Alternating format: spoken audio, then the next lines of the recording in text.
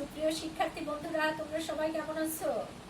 আশা করি সবাই ভালো আছো এবং সবাই সুস্থ আছো। আমি আজকে দশম শ্রেণীর যে বাংলা ব্যাকরণ অংশ তোমাদের করাচ্ছিলাম এর আগের ক্লাসে, আজকে ওরকম একটা ক্লাস আমি তোমাদেরকে দিতে যাচ্ছি, অনলাইন ক্লাস। তো তোমরা আশা করি সবাই আমাদের ক্লাসগুলো নিয়মিত দেখছো এবং তোমরা উপকৃত হচ্ছ। তো সেরকম যে তোমরা যারা দশম শ্রেণীতে আছো, আজকে আমি দশম শ্রেণীর বাংলা দ্বিতীয় যে অধ্যায়টা তোমাদের আছে সেটা হলো জ্যোতি বা সেচ চিহ্নের লিখন কৌশল। জ্যোতি বা সেচ চিহ্নের লিখন কৌশল, সেই অংশটা নিয়ে আমরা আজকে আলোচনা করব। তাহলে আমরা সবাই জানি যে জ্যোতি বা সেচ চিহ্ন কি। এই অংশটা কিন্তু কি যে এমন কোনো কঠিন বিষয় না, এটা আমাদেরকে একটু এটা সম্পর্কে আমাদের একটু ভালো ধারণা থাকতে হবে এবং এই জ্যোতি চিহ্নগুলি কি সেগুলো আমাদেরকে চিনতে হবে এবং সেগুলো আসলে বাক্যে কোথায় কিভাবে ব্যবহার করা হয়, কেন ব্যবহার করা হয়, এই জিনিসগুলো আমাদের বুঝতে হবে, জানতে হবে এবং সেটা আমাদের মনে রাখতে হবে। তাছাড়া আমরা কি করতে পারবো না, যে আমাদের যে টিক চিহ্ন হবে সেই টিক চিহ্নের কিন্তু সঠিক জায়গায় আমরা টিক দিতে পারবো না। তো দেখো আমরা তাহলে প্রথমে জেনে নিই যে আসলে জ্যোতি চিহ্নটা কি জিনিস। দেখো আমি তোমাদেরকে এখানে দিয়ে বলা আছে এরকম তোমাদের বইয়ে যে বাক্যের অর্থ সুস্পষ্টভাবে বোঝার জন্য বাক্যের মধ্যে বা শেষে সেই মানুষের হর্ষ মানে কি আনন্দ বা বিষাদ বা কোনো জিজ্ঞাসা কিংবা বিস্ময় যে অনুভূতিগুলি আছে, তো সেই বাক্যের অর্থ সুস্পষ্টভাবে বোঝার জন্য বাক্যের মধ্যে কিংবা শেষে এই হর্ষ বিষাদ কিংবা কোনো জিজ্ঞাসা বা বিস্ময় ইত্যাদি প্রকাশ করার উদ্দেশ্যে যে বিরতি চিহ্নগুলি ব্যবহার করা হয়, কিংবা বাক্যের অর্থ সুস্পষ্টভাবে বোঝার জন্য বা মানুষের মনের এই অনুভূতিগুলি প্রকাশ করার জন্য বাক্যের মধ্যে যে সাংকেতিক চিহ্নগুলি ব্যবহার করা হয়, সেই সাংকেতিক চিহ্নগুলোকে কি বলা হয়? সেচ চিহ্ন বা জ্যোতি চিহ্ন। তাহলে আমরা নিশ্চয়ই এটা বুঝতে পেরেছি যে বাক্যের অর্থ সুস্পষ্টভাবে বোঝার জন্য বাক্যের মধ্যে বা শেষে সেই হর্ষ বলো, বিষাদ বলো, আনন্দ বলো, দুঃখ বলো কিংবা বিস্ময় বলো বা জিজ্ঞাসা বলো, এই অনুভূতিগুলি প্রকাশ করার জন্য যে সাংকেতিক চিহ্ন ব্যবহার করা হয়, সেই সাংকেতিক চিহ্নকে কি বলা হয়? সেচ চিহ্ন বা জ্যোতি চিহ্ন বলা হয়ে থাকে। দেখো আমি দেখেছি যে এখানে সাংকেতিক চিহ্ন বা জ্যোতি চিহ্নের যে নামগুলি আছে, সেচ চিহ্ন বা জ্যোতি চিহ্নের নাম আমরা প্রথমেই পাবো যে কমা। কমাকে বাংলায় কি বলে? পাদচ্ছেদ বলে। কমাকে বাংলায় কি বলে? পাদচ্ছেদ বলে। এরপরে যেটা পাবো সেটা হলো সেমিকোলন, তারপরে দাঁড়ি, প্রশ্নবোধক চিহ্ন, বিস্ময় সূচক ও সম্বোধন চিহ্ন, colon, dash, colon dash, hyphen, ইলেক বা লোপ চিহ্ন। এরপরে আমরা যেটা পাবো সেটা হলো উদ্ধরণ চিহ্ন এবং ব্র্যাকেট বা বন্ধনী চিহ্ন যেটাকে বলা হয়ে থাকে। তাহলে এই যে আমরা জ্যোতি চিহ্নের নামগুলি পেলাম, এগুলি আসলে দেখতে কেমন? দেখো কোমা কেমন আমি তোমাদেরকে এখানে আকৃতিতে দেখিয়েছি যে কোমা হলো এরকম। সেমিকোলন কেমন? সেমিকোলন দেখতে এরকম। দাঁড়ি আমরা সবাই জানি যে একটা বাক্য যখন কি হবে, শেষ হবে বা বক্তার মনোভাবের যখন পরিসমাপ্তি ঘটবে তখন কি করতে হয়? এই দাঁড়ি চিহ্ন ব্যবহার করতে হয়। তারপরে প্রশ্নবোধক চিহ্ন যেটাকে জিজ্ঞাসা চিহ্ন বলা হয়ে থাকে। এরপরে বিস্ময় বা সম্বোধন চিহ্ন, এখানে কোনো কিছু দেখে যখন কেউ বিস্মিত হয় বা যে বাক্যের মধ্য দিয়ে বিস্ময় প্রকাশ পায় সেখানে আমাদের এই চিহ্নটা ব্যবহার করতে হয়। এটা হলো কোলন চিহ্ন। তারপরে এটা হলো ড্যাশ, এটা কোলন ড্যাশ। তারপরে হাইফেন, এই ড্যাশ এবং হাইফেন, ড্যাশটা কি হবে? আকৃতিতে লম্বা হবে এবং হাইফেনটা ছোট হবে। ইলেক বা লোপ চিহ্ন, যে কোনো বাক্যের কোনো শব্দ থেকে যদি কোনো বর্ণ কি হয়? লুপ্ত হয়, উঠে যায় বা খসে পড়ে, তখন কি করতে হয়? যে ওই শব্দের মাথায় উপরে এই লোপ চিহ্নটা ব্যবহার করতে হয়। এরপরে বলা আছে উদ্ধরণ চিহ্ন, যে কারো প্রত্যক্ষ উক্তিতে বা কারো যদি বক্তব্য আমরা কি করতে চাই, যে প্রকাশ করতে চাই বা লিখতে যাই, তাহলে সেই ক্ষেত্রে আমাদের কি করতে হয়? উদ্ধরণ চিহ্ন ব্যবহার করতে হয়। আর ব্র্যাকেট, বিশেষ করে এই যে ব্র্যাকেট চিহ্নগুলো এরকম, এটাকে কি বলে? প্রথম বন্ধনী, দ্বিতীয় এবং তৃতীয়, অথবা ফার্স্ট ব্র্যাকেট, সেকেন্ড ব্র্যাকেট এবং থার্ড ব্র্যাকেট। তো আমরা এই ব্যাকরণের ক্ষেত্রে কিংবা সাহিত্যের ক্ষেত্রে আসলে এই দুটো ব্র্যাকেট আমাদের ব্যবহৃত হয় না। আমরা শুধুমাত্র কি করি? এই প্রথম বন্ধনীটা আমাদের ব্যবহার হয়ে থাকে। আর এগুলো সবকিছু আমাদের গণিতের ক্ষেত্রে ব্যবহার হয়ে থাকে। এবং দেখো এরপরে তোমাদের বইয়ে খুব সুন্দর করে এই চার্টটা কিন্তু দেওয়া আছে। তাহলে তোমরা যদি বই খোলো এবং বইয়ের সঙ্গে মিলায় নাও তাহলে তোমাদের জন্য আরো বেশি সহজ হবে। কোমা যদি থাকে তাহলে আমাদেরকে কতটুকু একটা সেন্টেন্স পড়ার সময় বা একটা স্তবক পড়ার সময় যদি যে জায়গাগুলোতে কোমা থাকবে, সেই কোমা থাকলে এক বলতে যে সময় লাগে সেই এক বলার সময় আমাদেরকে কি করতে হবে, বিরতি নিতে হবে। এরপরে যদি সেমিকোলন থাকে তাহলে এক বলার দ্বিগুণ, মানে কি এক দুইবার বলতে যেরকম সময় লাগবে সেই সময়টা আমাদের বিরতি দিতে হবে। এরপরে বলা আছে দাঁড়ি, দাঁড়ি যদি থাকে তাহলে অবশ্যই আমরা সেখানে 1 সেকেন্ড থামবো। 1 সেকেন্ড থামার পরে আমরা পরবর্তী অংশ পড়া শুরু করব। প্রশ্নবোধক চিহ্ন থাকলেও তাই 1 সেকেন্ড থামতে হবে। বিস্ময় ও সম্বোধন চিহ্ন থাকলেও 1 সেকেন্ড থামতে হবে। কোলন থাকলে 1 সেকেন্ড থামতে হবে এবং ড্যাশ থাকলেও 1 সেকেন্ড থামতে হবে। যদি কোলন ড্যাশ থাকে তাহলে আমাদের থামার প্রয়োজন নাই। কোলন ড্যাশ থাকলে কি থামার প্রয়োজন নাই। যদি হাইফেন থাকে সেই ক্ষেত্রেও থামার প্রয়োজন নাই। এবং ইলেক বা লোড চিহ্ন থাকলেও থামার প্রয়োজন নাই। কিন্তু যদি উদ্ধরণ চিহ্ন থাকে তাহলে সেই কোমার মতো এক বলতে যে সময় লাগে সেই সময়টাই কি করতে হবে, থামতে হবে। এবং ব্র্যাকেট বা বন্ধনী চিহ্ন থাকলে সেখানে থামার প্রয়োজন নাই। এগুলা কি, এগুলো যখন আমরা কি করি, রিডিং পড়ি, সেটা গল্প হোক, কবিতা হোক কিংবা যে কোনো অনুচ্ছেদ হোক, যে কোনো একটা বিষয় পড়ার ক্ষেত্রে এই চিহ্নগুলা অবশ্যই আমাদেরকে কি করতে হবে, যে লেখার সময় যেরকম ব্যবহার করতে হয় এবং পড়ার সময় এই বিরতিগুলো সময়গুলো মেনে আমাদেরকে পড়তে হয়। একটা জিনিস আমরা যদি ঝড়ের গতিতে পড়ি, এই যদি বা সেট চিহ্নের ব্যবহারগুলি যদি আমরা সঠিকভাবে কি করি, যে না যদি খেয়াল করি তাহলে সেটা কি হবে, কখনোই সঠিকভাবে সেই পড়াটা হবে না, অর্থটাও বদলে যাবে। তাহলে আমাদেরকে অবশ্যই এগুলো খেয়াল করতে হবে যে কোমা থাকলে আমরা কতটুকু সময় থামবো, সেমিকোলন থাকলে কতটুকু সময় থামবো, কিংবা দাঁড়ি কিংবা প্রশ্নবোধক চিহ্ন, বিস্ময় বা সম্বোধক চিহ্ন অথবা কোলন ড্যাশ। কোলন ড্যাশ মানে কি, আমাদের যে জ্যোতি চিহ্নগুলি আছে এই চিহ্নগুলি থাকলে অবশ্যই এই সময়গুলি আমাদের কি করতে হবে, যে মেনে সেটা আমাদেরকে পড়তে হবে। আশা করি তোমরা এই অংশটা সবাই কি করছো, বুঝতে পেরেছো, তাই না?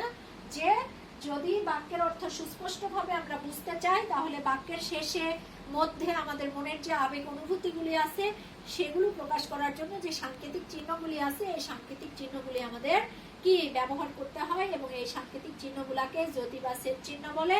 এবং সেই জ্যোতি এবং সেট চিহ্নের নামগুলি আমরা দেখেছি, এগুলোর আকৃতি কেমন, দেখতে কেমন সেটা আমরা দেখেছি। এবং এগুলো থাকলে আমাদের কি কতক্ষণ সময় থামতে হয় সেই জিনিসটাও আমরা এতক্ষণ ধরে শিখলাম কিংবা জানলাম।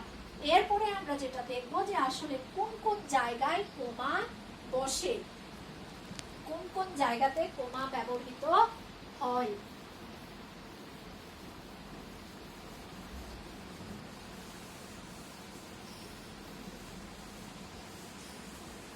দেখো কোমা ব্যবহৃত হয় এরকম যে বাক্য পাঠের সময় যদি কি করা হয়, বাক্যের অর্থ যদি সুস্পষ্ট ভাবে কি করা হয়, যে বোঝানোর ক্ষেত্রে কিংবা যদি হচ্ছে অর্থ বিভাগ যদি দেখানোর প্রয়োজন হয় কিংবা অল্প বিরতি, খুব কম বিরতি দেওয়ার সময় কি করতে হয়, কোমা ব্যবহার করতে হয়। যেমন আমরা অনেক সময় বলি সুখ চাও, তাহলে যেমন একটা উদাহরণ যদি দেখি যে সুখ চাও, সুখ চাও, তাহলে এর পরের অংশ কি, যে পরিশ্রম করো সুখ পাবে, পরিশ্রম করো সুখ পাবে। তার মানে কি, জীবনে যদি সফলতা আনতে হয় তাহলে অবশ্যই আমাদেরকে কি করতে হবে, পরিশ্রম করতে হবে। তো এরকম যদি অল্প যদি বিরতির প্রয়োজন হয় তাহলে সেই ক্ষেত্রে আমরা কি করব, যে কোমা ব্যবহার করব। এরপরে যদি বিশেষ্য পদ, বিশেষণ পদ এগুলো যদি কি থাকে, পরপর যদি থাকে তাহলে সেই ক্ষেত্রে আমাদেরকে কি করতে হবে, যে শেষ পদ ছাড়া সব জায়গাতেই কোমা ব্যবহার করতে হবে। যেমন এরকম যে সুখ, দুঃখ, পাওয়া, না পাওয়া নিয়েই মানুষের জীবন। তাহলে আমি এখানে কি যে শব্দগুলো লিখেছি দেখো, এখানে কিন্তু প্রত্যেক জায়গাতেই কি হয়েছে যে কমা ব্যবহার হয়েছে। তাহলে এরকম ক্ষেত্রেও কি হবে, কমা ব্যবহার করতে হবে। এরপরে আমরা যদি দেখি যে উদ্ধরণ চিহ্নের পূর্বে কমা ব্যবহার হবে। যেমন দেখো যে শিক্ষক বললেন আজ তোমাদের ছুটি। শিক্ষক বললেন আজ তোমাদের ছুটি। তার মানে কি যে এই যে উদাহরণ চিহ্নের মধ্যে আমি শিক্ষকের কথাটা কি করেছি, যে শিক্ষক যে কথাটা ব্যক্ত করেছেন এটা উদাহরণ চিহ্নের মধ্যে কি আছে ব্যবহার করা হয়েছে, তার আগে আমরা কি করেছি, কমা ব্যবহার করেছি। এরকম যদি কোনো বাড়ি বা রাস্তার নম্বর থাকে তাহলে তারপরেও কি করতে হবে, কমা ব্যবহার করতে হবে। কিংবা যদি কারো নামের শেষে ডিগ্রি, যে রায়হান হোসেন কি যে MBBS অথবা MPhil, এরকম যদি কোনো ডিগ্রি থাকে তাহলে সেই ক্ষেত্রেও কি হবে, যে কমা ব্যবহার করতে হবে।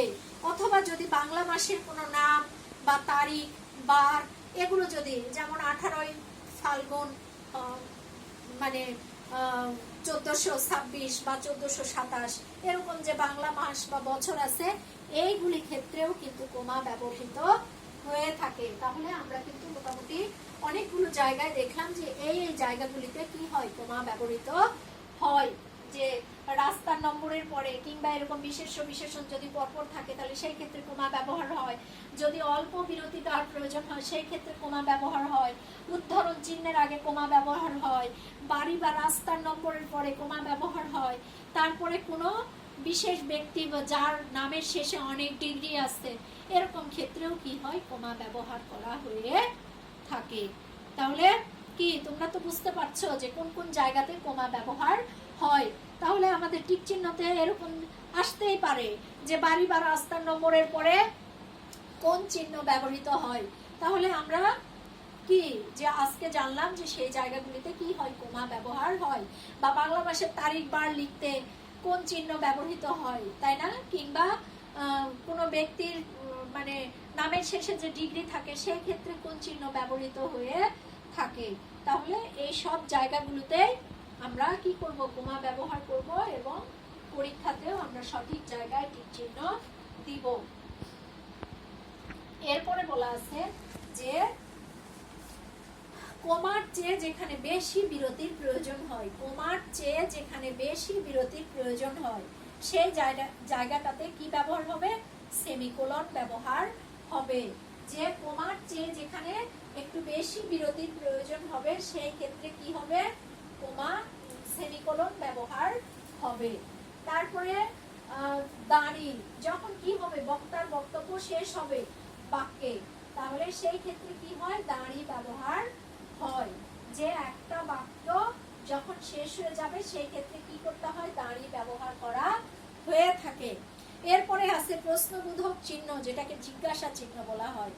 যে যখন বাক্যে কোনো কিছু জিজ্ঞাসা করা হয় যে তোমার নাম কি কিংবা তুমি কোন ক্লাসে পড়ো, এরকম যখন কি করা হয়, জিজ্ঞাসা করা হয়, সেই ক্ষেত্রে জিজ্ঞাসা চিহ্ন ব্যবহার হয়ে থাকে। এরপরে বলা আছে যে আবার দাঁড়ি, ওই যে বাক্যের পরিসমাপ্তি যেটাকে বলা হয়, যে বাক্য যখন শেষ হয়ে যাবে তখন দাঁড়ি ব্যবহার হয়। যখন বাক্যে কোনো কিছু জিজ্ঞাসা করা হয় তখন কি হয়, প্রশ্নবোধক চিহ্ন ব্যবহার হয়।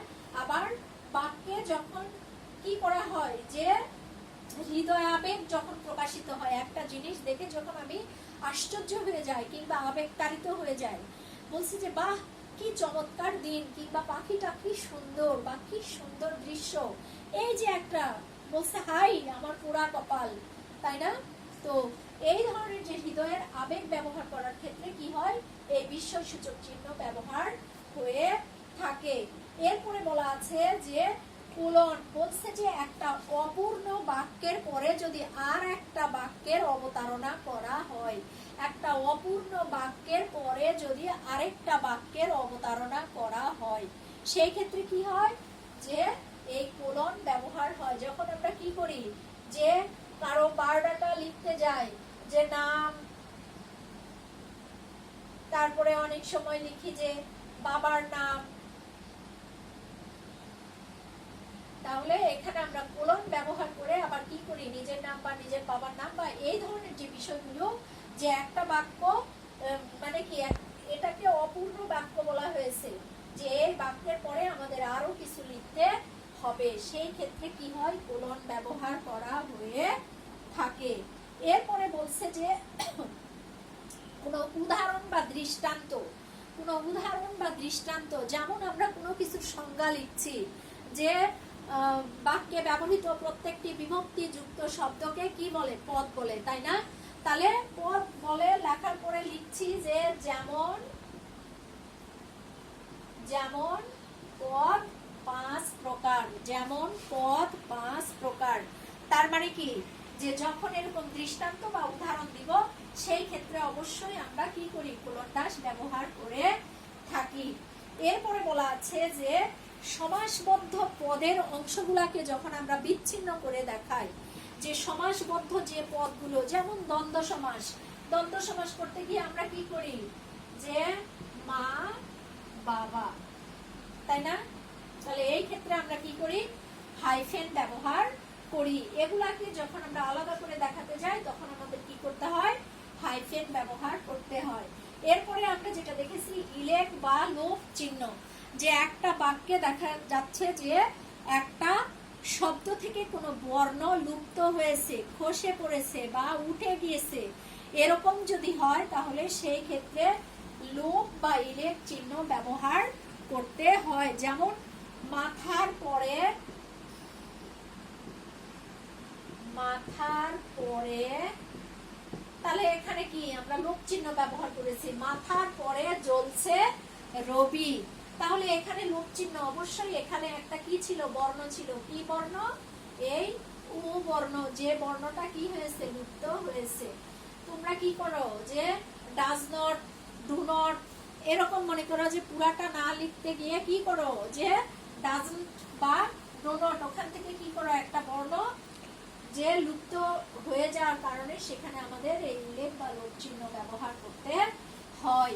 তাহলে এরকম ক্ষেত্রে কি করা হয়, এই উল্লেখ বা লোপ চিহ্ন যখন কোনো বর্ণ বিশেষের থেকে কোনো একটা বর্ণ কি হয়, কোনো শব্দ থেকে কোনো বর্ণ যখন লুপ্ত হয়ে যায় তখন এখানে কি করতে হয় এই লোপ বা উল্লেখ চিহ্ন ব্যবহার করতে হয়। আর উদ্ধরণ চিহ্ন, ওই যে বলা হয়েছে যে বক্তার প্রত্যক্ষ উক্তিতে উদ্ধরণ চিহ্ন ব্যবহৃত হয়ে থাকে, বক্তার প্রত্যক্ষ উক্তিতে উদ্ধরণ চিহ্ন ব্যবহার হয়ে থাকে। যেমন রবীন্দ্রনাথ বলেন মরিতে চাহি না সুন্দর ভুবনে, মানবের মাঝে বাঁচিবারে চাই। তাহলে এই রবীন্দ্রনাথের যে কথা যে মরিতে চাহি না আমি সুন্দর ভুবনে, মানবের মাঝে বাঁচিবারে চাই, এই অংশটা কি হবে এই উদ্ধরণ চিহ্নের মধ্যে ব্যবহার করতে হবে। সেই জন্য বলা হয়েছে যে বক্তার প্রত্যক্ষ উক্তিতে কি হয় যে এই উদ্ধরণ চিহ্ন ব্যবহার হয়ে থাকে। আর ব্র্যাকেট এবং বন্ধনী চিহ্ন যেটা, সেটা শুধুমাত্র এই প্রথম বন্ধনীটা সাহিত্যের ক্ষেত্রে যে কোনো একটা ব্যাখ্যামূলক বিষয়, যেমন কি যে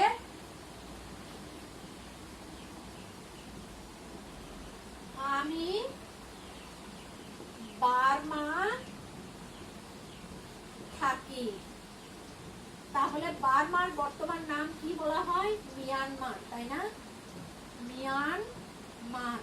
তাহলে এই বার্মার এই কথাটা যখন আমি কি করব যে ব্যাখ্যা করে দেখাবো যে এটা হলো আসলে মিয়ানমার, সেই ক্ষেত্রে আমাকে কি করতে হয় যে শুধুমাত্র এই প্রথম বন্ধনী যেটা সেই বন্ধনী চিহ্নটা ব্যবহার করতে হয়। তাছাড়া এই সেকেন্ড এবং থার্ড বন্ধনী কোনোটাই আমাদের সাহিত্যের ক্ষেত্রে বা ব্যাকরণিক দিক থেকে ব্যবহার করা হয় না।